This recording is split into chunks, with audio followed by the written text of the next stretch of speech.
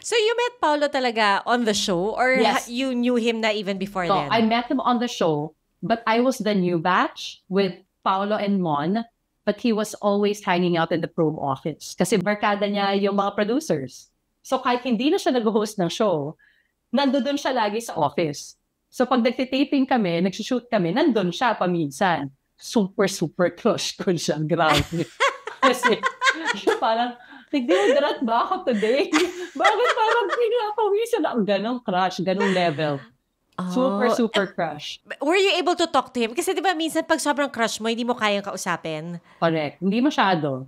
Ay, hey, Pao. Para astig na ako din. Hey, Pao, what's up? Ganyan. Tapos nag-shoot kami sa Subic. Kasi yung crush na rin naman niya ako pala. Nag-shoot kami. I know, right? I couldn't believe it. Really, it was really my dream, guys. So, truth is, kasi I remember telling Anna Rod, hi, Anna. Dami ko na talaga binanggit dito. Pao. Ang kilala mo si Anna Rod, nag-GMA din yun for a while eh. Yes, of course. Naging EP ko rin si Anna Rod. Oh, really? For what show? Archangel. For a few episodes. Oh. Yes. So si Anna was the one who brought me into Game Plan. Because she was already, she's a higher batch from me. Siguro mga 2 batches siguro. Tapos nag-game plan na siya noon.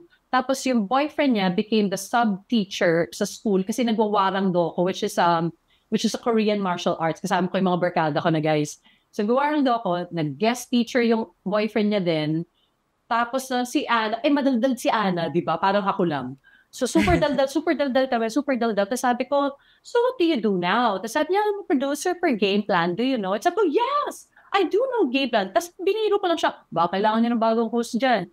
Tapos sabi niya, actually, oo. Kasi our first batch, which is Paolo Abrera, Yas Mapua, and Rufi Parpan, they're leaving na after a year. They're gonna do other stuff. Paolo's gonna study. Yas is gonna do this. Ganyan. Rufi's gonna do that. Baka you want to audition? And that's it. I auditioned because of that. And I got accepted. Pero, so wala na sina Paolo A sa Game Plan. Pero pupunta siya sa office and that's how I met him. And then I told Anna one time when we were shooting, I think in Iloilo, I remember na said, Anna, I have to tell you something. Sabi ko, what? I have to take this crush on Paolo Abrera. And she said, sabi lang na sa akin, join the club. Join the club. So lahat tayo may crush sa kanya. Paano ba ito? Ganon karami, no? Paulonatics. Oo. Kasi naman, wow, ang sikip magdamit. Nagmomotor. Tangkad. Pogi. Tapos, yun yung mga commercial days ni Paolo. Yeah. Sabado nights. Ay, oo nga. Nag-artista rin siya for a while. Oo nga, no, may pelikula siya. I remember may movie siya. So Video paano romance. kayo naging together? Close? How did you start getting close? Parang during that time that I was hosting Game Plan with the new batch, tapos yun, tatambay-tambay, tapos we'd go out drinking, ginagawa ng mga pamataan.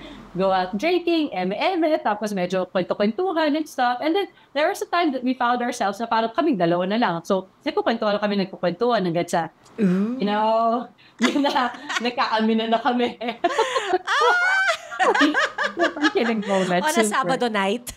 It was, in fact, on a Sabado night.